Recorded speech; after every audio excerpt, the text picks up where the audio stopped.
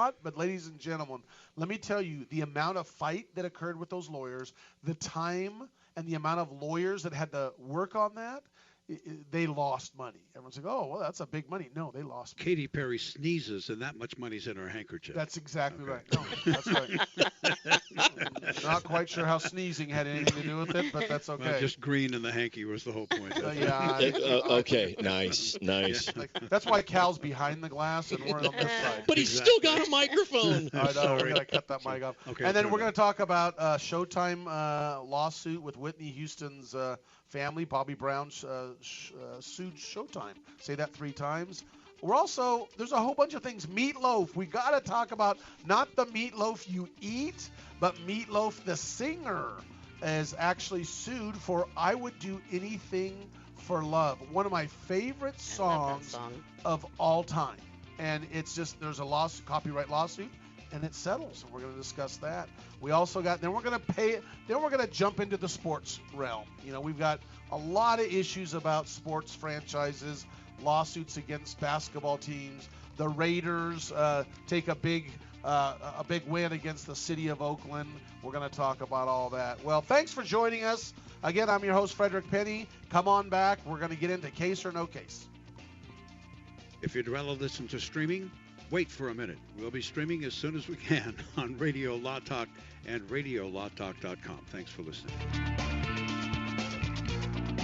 All advertising for legal services on Radio Law Talk is strictly for the state or states in which the advertiser is licensed. For more information, go to RadioLawTalk.com. Know someone with a drinking or drug problem? Learn how to get sober after we share these stories. I was 35 with 2 beautiful children when my life and addiction started to spiral out of control. After my divorce, I went into a depression cycle and started drinking more often and using prescription drugs.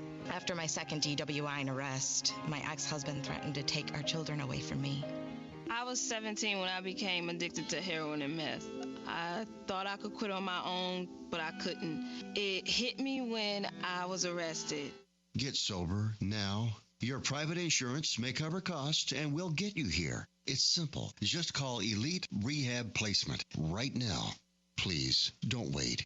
Your life matters to us.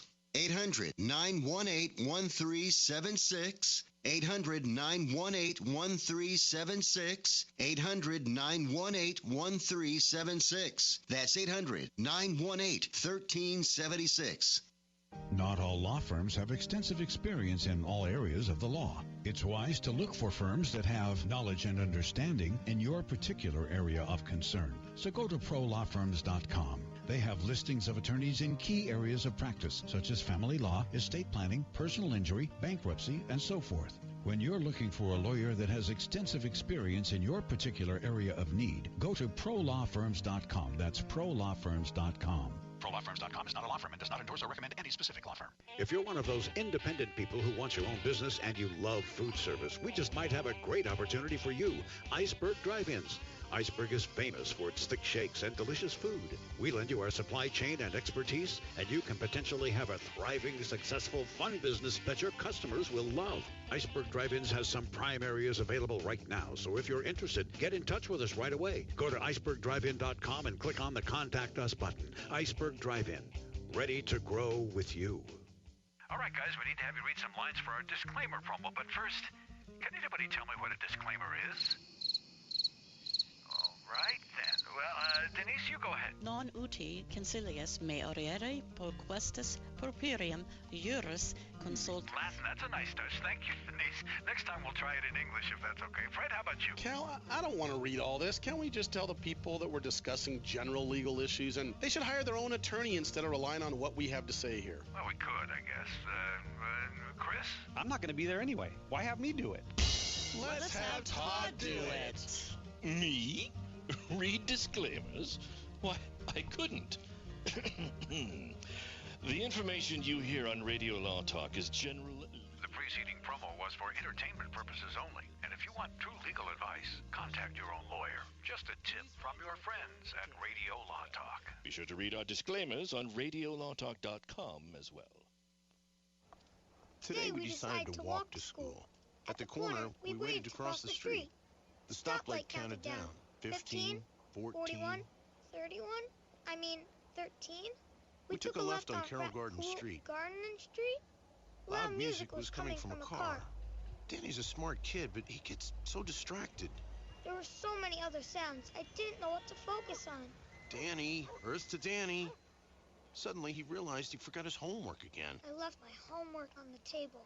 At the school steps, we hugged goodbye. I really hope he doesn't have another bad day at school today. When you can see learning and attention issues from their side, you can be on their side. That's why there's Understood.org, a free online resource for the parents of the 1 in 5 kids with learning and attention issues. Get personalized recommendations, practical tips, daily access to experts, and more. Go from misunderstanding to Understood.org. Brought to you by Understood and the Ad Council.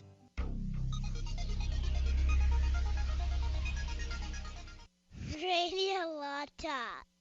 I like that show. This is Radio Law Talk.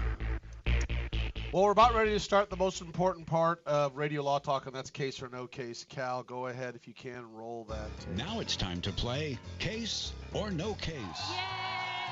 Sure, why not?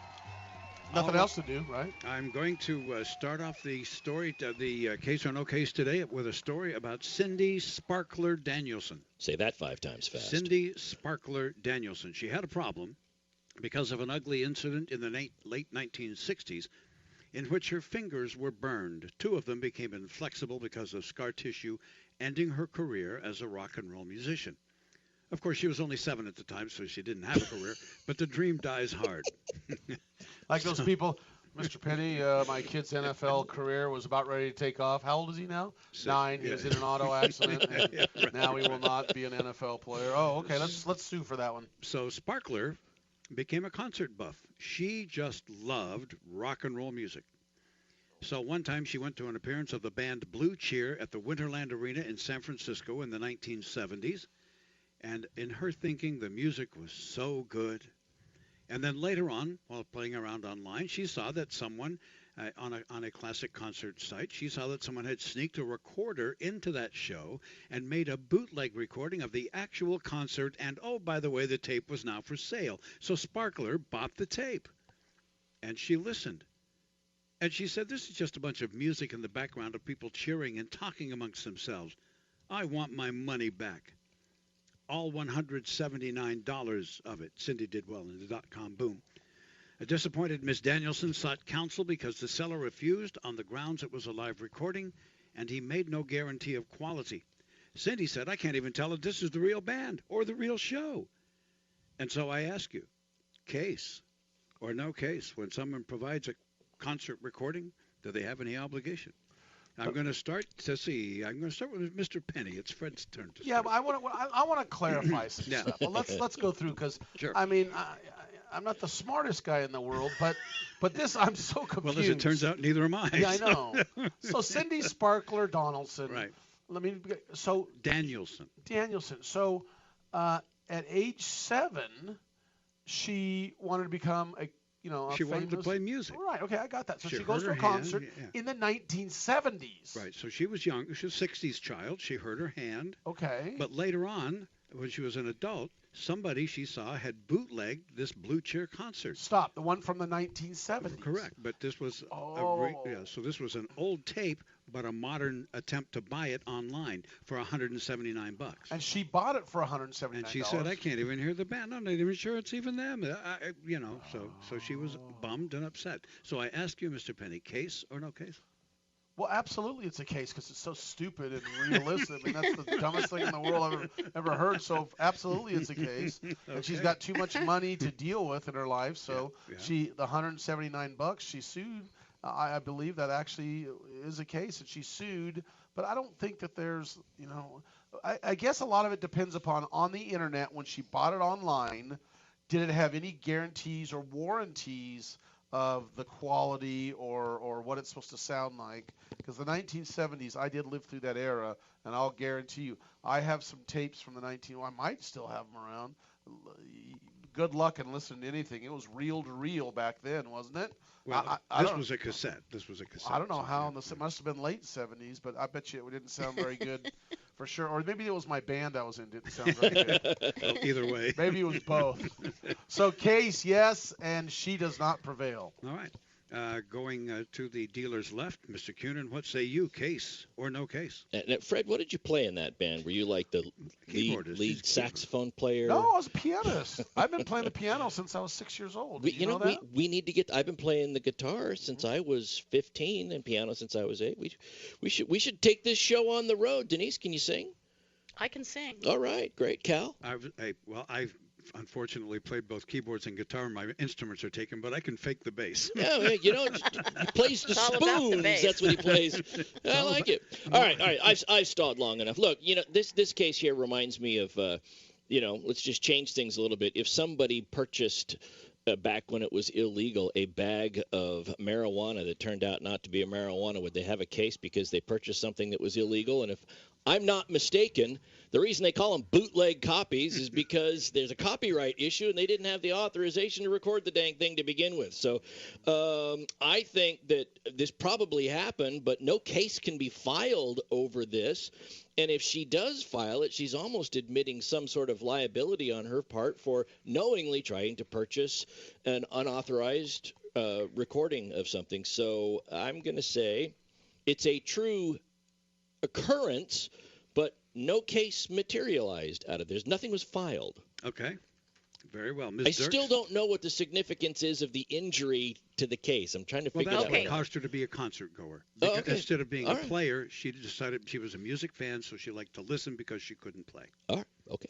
No, it's not. It's a red herring. It's what we call the red herring in any kind of a factual scenario. What's a red herring? Okay. Do you know what the origin of red herring is? Designed to throw you off. What? It's designed to throw you off. The red herring? Yes. Okay, gotcha. So, what? Pointing over. So I'm thinking about this, and I'm kind of on the same page as Todd, because I feel like Blue Cheer is the one that could actually sue for copyright infringement. And she bought a bootleg tape. She can't enforce that because basically it's a criminal act. She can't go in and have the court sanction the criminal act, and her purchase is a criminal act as well. But what's the statute of limitations on a bootleg tape? Well, okay, you're asking me that question. Statute of limitations on a bootleg tape is what's the length of the copyright? Yeah. Right? Basically. Fair enough. So does that make sense? 35 years. So I'm going to say this. 1970. That's way long past. I have to say this. I feel like it's a true scenario, but she did not sue. Okay. We got that going. That's what I'd like to say. We got about 30 seconds left. So when we come back, we're gonna find out whether or not Denise, Todd, or Fred's right on case or no case. I think Denise and I kind of got there the same way, but you did say there was a case, right? No, I said there's no case. So there's no cases, and Fred Penny says there's a case. Yeah. Please. Okay, so you say scenario case. I say case. Okay. Scenario no case was filed. Yeah. Right. Yeah. Okay. Right. We'll be back. All right, stick around. More is coming. All right up on Radio Law Talk.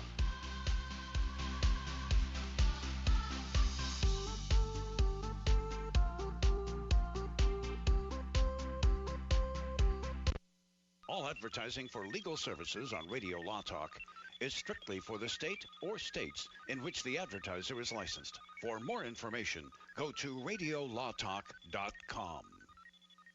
Hi, my name is Lily. My mom and dad used to fight about money all the time. Then one day, I heard them talking about this guy, some uncle I never knew, called Uncle Sam. Well, they say this Uncle Sam guy wanted them to pay him like $1 gazillion, and they didn't have $1 gazillion. So they called this company they heard on the radio called the Tax Doctor. And the Tax Doctor worked with Uncle Sam's people. I think they're called the IRS. And they were able to work it out so my mom and dad didn't have to pay Uncle Sam very much money at all. So now Mom and Dad are happy, and I'm happy too. Thanks, Tax Doctor. If you owe $10,000 or more to the IRS or state, call now and pay less. 800-263-2610. 800-263-2610. That's 800-263-2610. Warning, don't let your business get left behind in what is likely to be the biggest economic boom in recent history. If you need to build for your business to grow, call General Steel today for a pre-engineered steel building designed for your needs. No wasted space. Steel prices are expected to rise, but you can still lock in your price on a General Steel building. And you can still save as much as half the cost and time of conventional construction. As much as half. But you must call now. If you need a church building, office, warehouse, manufacturing space, retail space, or more, call General Steel today. You can still get the General's 50-year structural warranty and General Steel quality, all at a price you can afford. So don't let rising steel prices put your project out of reach and stop you from making your company great. 800-617-9312. 800-617-9312. 800-617-9312. That's 800-617-9312. Know someone with a drinking or drug problem? Learn how to get sober after we share these stories. I was 35 with two beautiful children when my life and addiction started to spiral out of control. After my divorce, I went into a depression cycle and started drinking more often and using prescription drugs. After my second DWI and arrest, my ex-husband threatened to take our children away from me. I was 17 when I became addicted to heroin and meth. I thought I could quit on my own, but I couldn't. It hit me when I was arrested. Get sober now. Your private insurance may cover costs and we'll get you here. It's simple. Just call Elite Rehab Placement right now. Please, don't wait. Your life matters to us.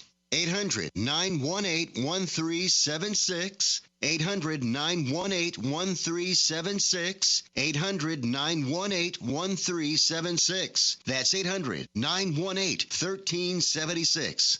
Even in the hustle and noise of this modern world, we feel the pull of the forest. To walk under the canopy and feel transformed. National forests are essential to life. Majestic and grand, they clean our air, supply drinking water to millions, and provide homes to countless wildlife. They fuel our imaginations, inspiring us to think big, and now's the time to do just that. Fires and natural disasters devastate our forests each year. That's why we're replanting millions of new trees across the country. The Arbor Day Foundation needs your help. We've heard the call of the wild, and we've answered. Scientists, foresters, volunteers, and members, together we can preserve and protect our heritage and legacy. We must act now so that the generations of today and tomorrow can continue to depend on our forests. Visit arborday.org. See how you can help. Peekaboo. Peekaboo. Smile. Smile, buddy. Come on, smile. Oh, honey, he's still not smiling. Maybe he's not a smiler. Yeah, maybe he's just not a happy baby. Maybe he's just being a boy. You know how boys are. Or maybe he's teething. Oh, poor baby. I think his gums hurt. Maybe he's just tired. Or maybe his tummy hurts. He didn't eat that much. Maybe he's not ticklish. You think maybe he's scared of the dog? Maybe he'll outgrow it. Maybe it's a phase. Maybe he just doesn't like smiling. Maybe he has autism, and we can definitely do something to help. Maybe is all you need to find out more about autism. No big, joyful smiles by 6 months is one early sign. Learn the others at autismspeaks.org/signs or see a doctor today for an autism screening. The sooner it's diagnosed, the better. And it can make a lifetime of difference. Brought to you by Autism Speaks. If you pay my fee, I'll take your case. Radio Law Talk. Now back to the show. What a name. Cindy Sparkler Donaldson is the name of the lady that was in the 70s watching the Blue Cheer band. Danielson. Danielson, yes. Danielson, yeah. Okay, Danielson, Donaldson, Sparkler, Cindy. Tomato, whatever. Whatever. And then don't forget, so she gets this bootleg copy recently and pays $179 for it, and here listens to it, and it's like of this actual concert that she went to when she was a young gal and in the 70s, and she's upset because it's a bunch of gobbledygook. You can hardly hear anything. It's an old cassette tape, and the question is, can she sue this individual who, quote, had this, what some say, this bootlegged copy or not. And she's not suing the band. She's suing the guy in the audience who had this who sold it. And she suspected when she hears it that this guy just has a scam of sending a bunch of noise and people talking, and it's not even. He probably sells fake copies of hundreds of shows. Who knows? But this is the one she looked for. So she actually burned her fingers by her sparkler. Correct. That's why they call her Cindy That's Sparkler. why she's called Cindy Sparkler, because she couldn't play the guitar anymore, so she became a fan by going to concerts instead. Okay, Cal. So Denise and Todd both say it is not a case, but it's a real scenario. I said it's a case, and she loses. Go ahead, Cal. So now I don't know how to score this. I do. Give it all to me. Yeah, that's not going to happen. Okay. Dang it. For those of you who say this was a case, may I see? Okay, well, no. Oh, okay. man. All right. For those of you who say this was a real scenario, may I see? My gosh. We all lost. For a guy who didn't know how to score this, you came to your conclusion pretty quick. Yep. You faked us out. The lovely Cindy Sparkler Danielson is a figment of your pal Cal's imagination. And that, ladies and gentlemen... What's it tell about Cal's, what he thinks about late at night? Case, or in this case, no case. Ladies and gentlemen, that was no case, absolute full trickery, and Cal Hunter just getting the lawyers to fall for it. We got zeros all the way across. All the way across. And next hour, by the way, or next time on Case or No Case, I will take you to Galveston, Texas. Allegedly. Well, the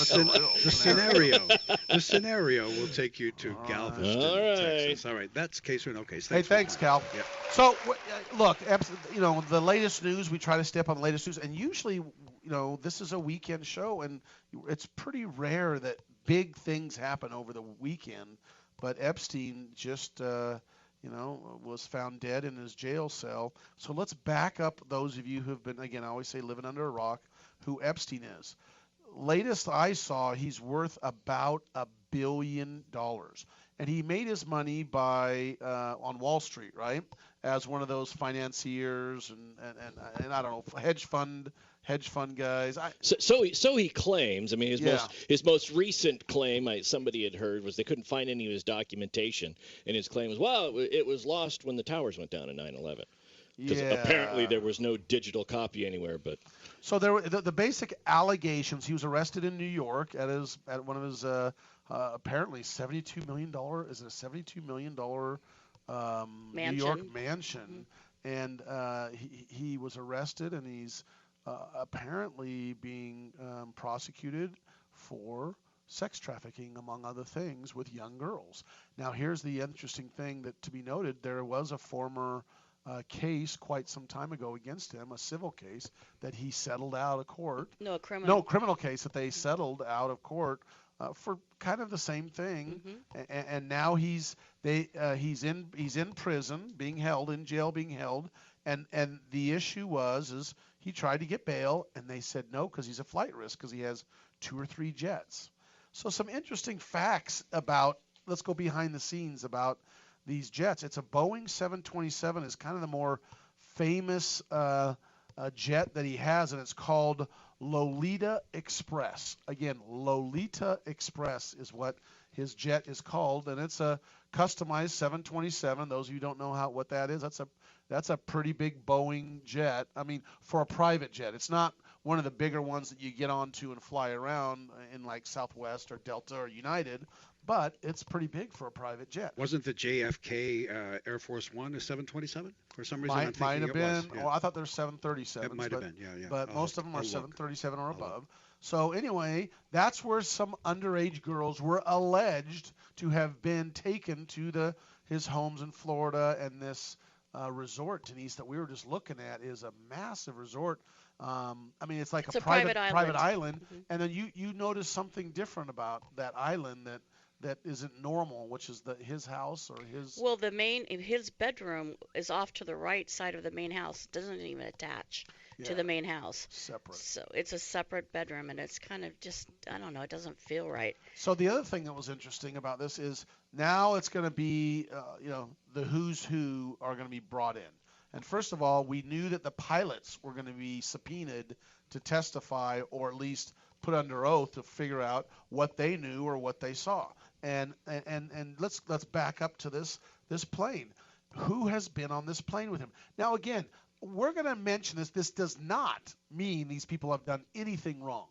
I mean, don't forget, I brought this up many times. There's so many people that people rub shoulders with. You never know what they're doing behind the scenes. You don't know. And if they find out there's something wrong with them, doesn't mean that you're like, doing it also.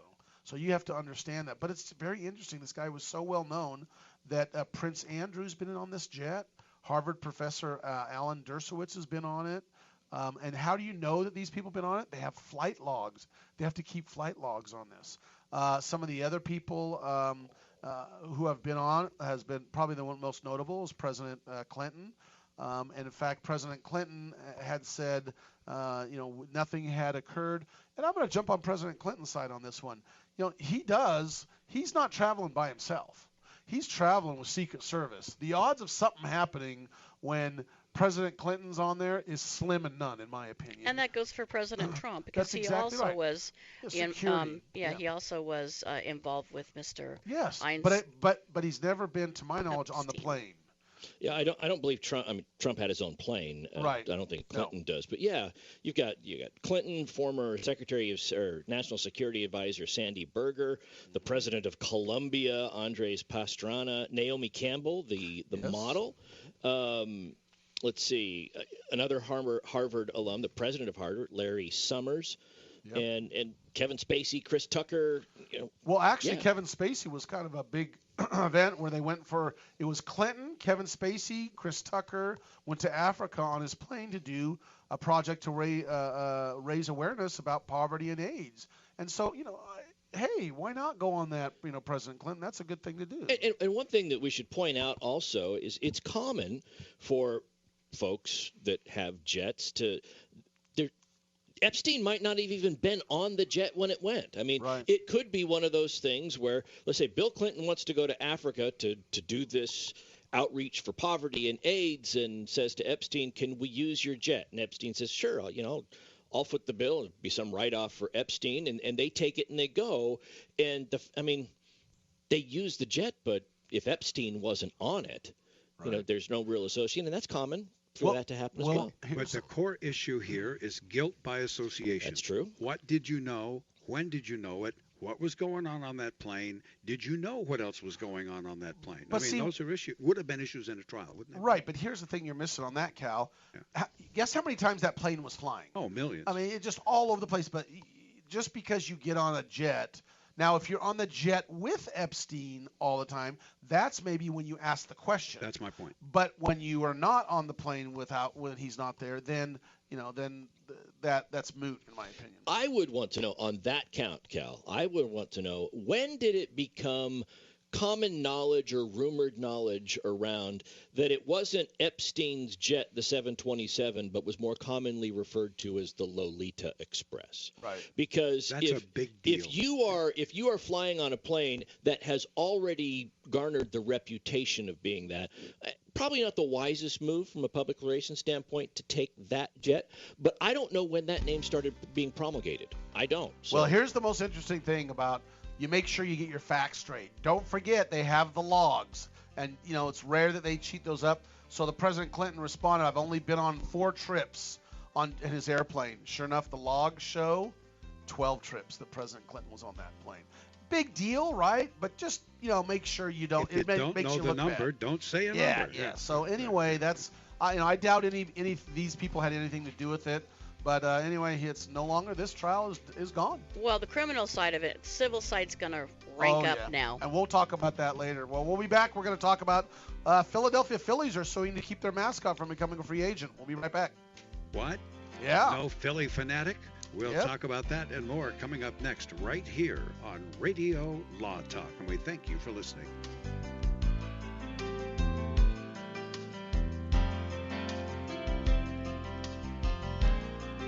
Advertising for legal services on Radio Law Talk is strictly for the state or states in which the advertiser is licensed. For more information, go to radiolawtalk.com.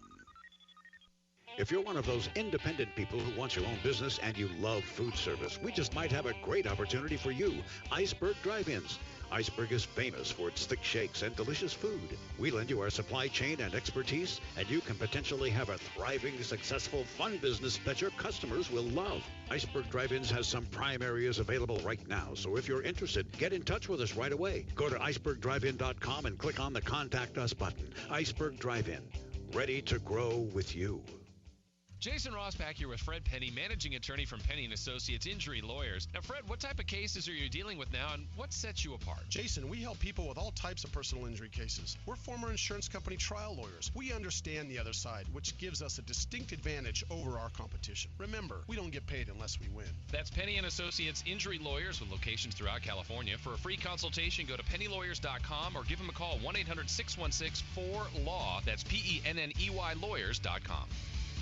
This is Denise Dirks. We can represent clients in divorce, legal separation, child and spousal support, custody, termination of parental rights, step-parent adoptions, guardianships, and even conservatorship matters. Call 1-877-886-7186 for a consultation. The law offices of Denise L. Dirks provide family law services in Northern California. When the law affects your family, call 877-886-7186. The family of attorneys at Denise L. Dirks is here to help. Hi, I'm Frederick Penny of Penny & Associates Injury Lawyers. I bet you're tired of hearing lawyer commercials. So just relax and listen to music for a few seconds.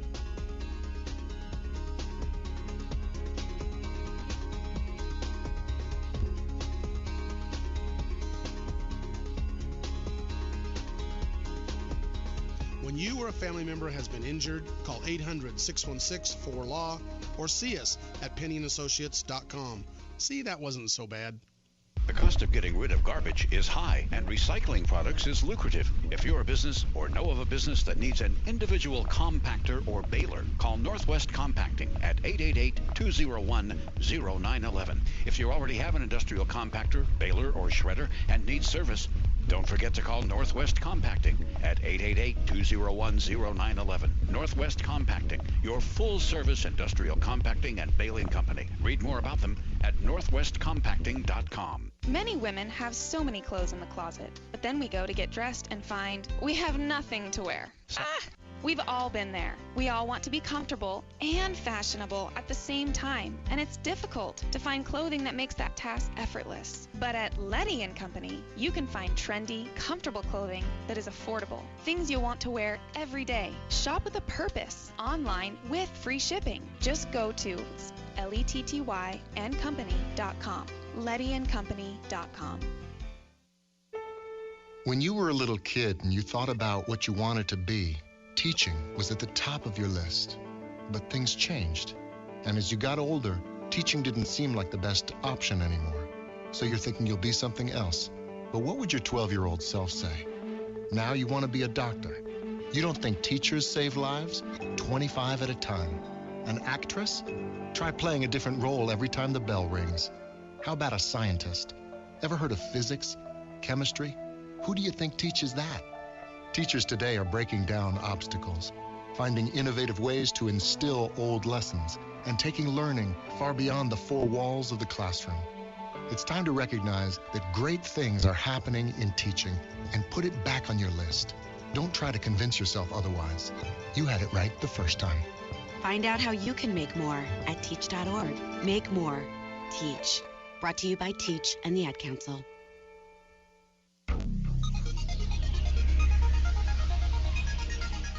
Are you serious? You're listening to RadioLawTalk.com. And now back to your host, Frederick Penny.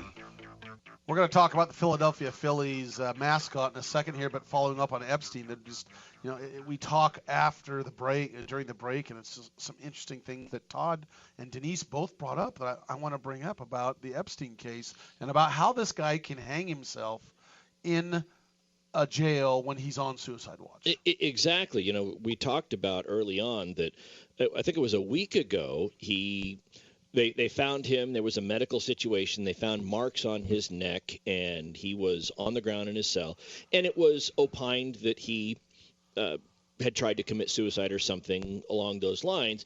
And so he was put on suicide watch. And one thing to note is that there is no one-size-fits-all suicide watch. There are varying degrees. For example, one form of suicide, the first thing that happens in all cases is they remove anything that they think you could reasonably use to fashion a device used to hang yourself. Like your sheet. Your sheets, like your socks even. Shoelaces, things like that. However, I will say this, unless they absolutely strip somebody naked, they're going to try to fashion something. If you're wearing pants, for example, there's something you can do. But how do you hang yourself when there's nothing to hang it from? Well, it's not up in the air maybe. You can hang yourself from the side of your bed. You just have to be persistent. And hanging yourself is a very generalized term. All that means is using some device that cuts off either the airflow or circulation to your brain. Right, it's asphyxiate. Foot of the bed, belt around and just slumping down until you asphyxiate. I mean, that is a fairly common way. It's and not he necessarily actually didn't swinging. die of hanging himself. He caused himself to go into cardiac arrest.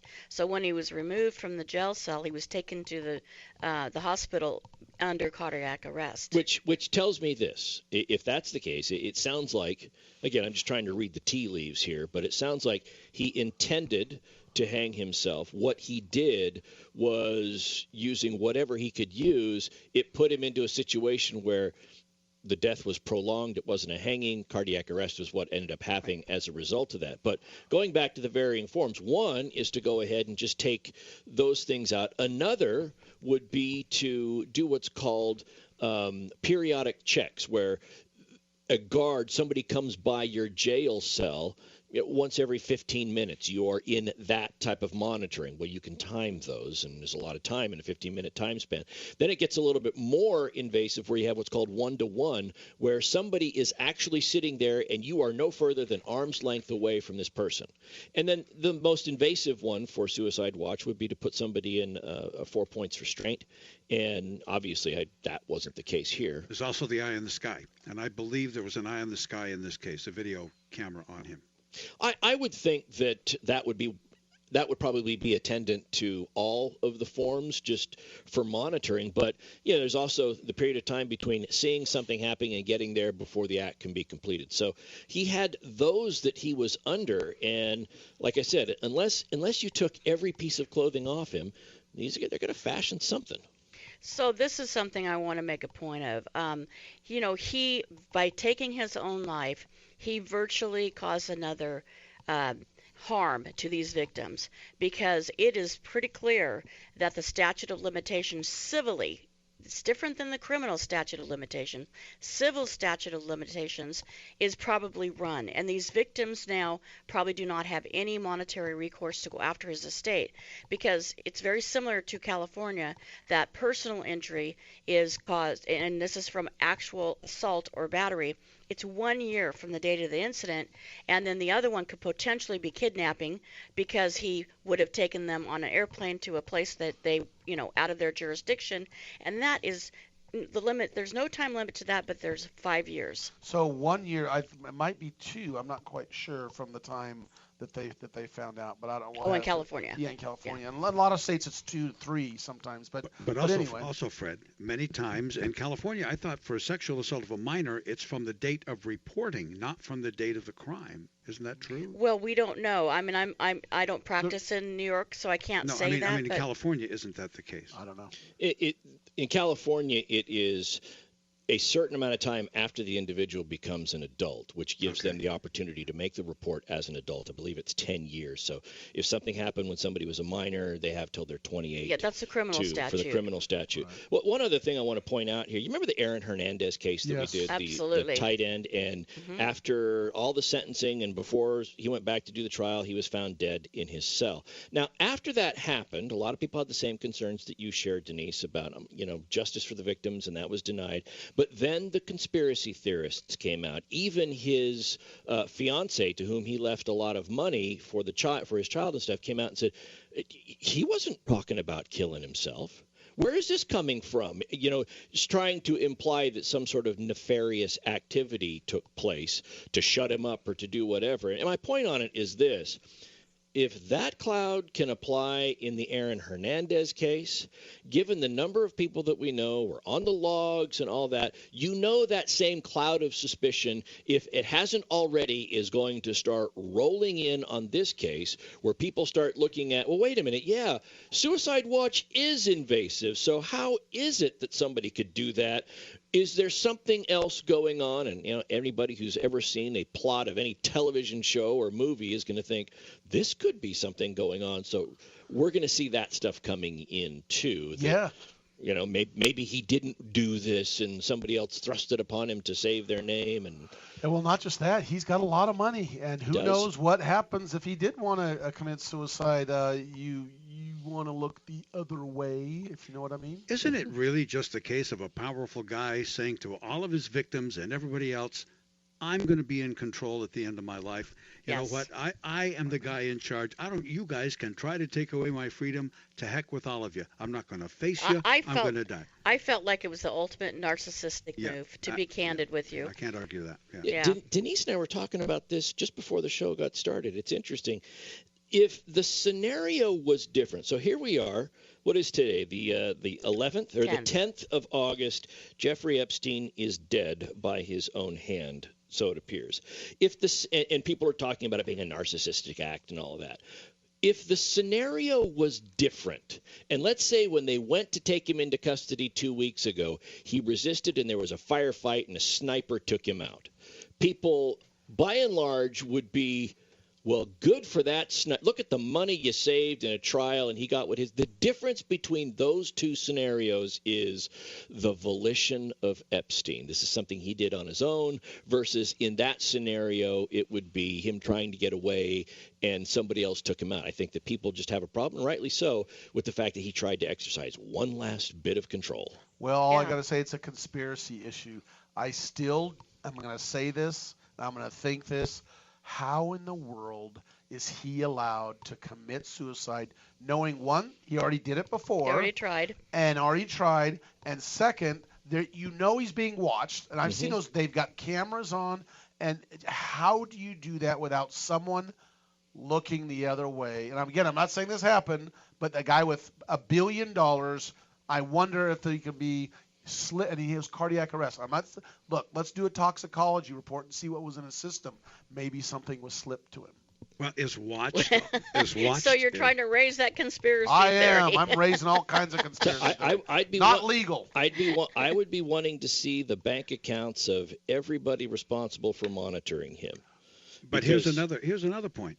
Who are the saddest people on the planet after all of this happened? Besides the victims, there's a genuine connection. The saddest people on the planet are Jeffrey Epstein's lawyers. Oh. Yes. Oh, that could be. But, apparently Attorney General Barr is very upset, and he wants to investigate what went down here and how he was left alone. How did he do it? How was he allowed? So we're going to see something come out of that, too. I think we're going to talk about that. But, really quick, Philadelphia Phillies are suing to keep their mascot from becoming a free agent. We only have a few minutes left, but this is 1 minute. Fanatic. Fanatic is a cute, fun, well-known mascot, and I'm gonna do this teaser. And I know we're not supposed to do this, but I'm gonna do it anyway because I'm running the show. I'm gonna tease you for the next hour. I know we're not. Let's make it 1 hour so you can just cut it off and not listen to us. But my second hour, we're gonna talk about this. This is a 3-hour show, and if you can't listen to it, go stream it live on RadioLawTalk.com. It's streaming now, and go stream the second hour. But you know what? Let's talk about it second hours, and then we're going to have case or no case, because this is very interesting about copyrights and the time period of when this was set up and they first made Fanatic in 1970s. We'll be back right after this. I'm Fred Penny with Todd and Denise. Who owns the Philly Fanatic? It's coming up next time on Radio Law Talk. Stay tuned.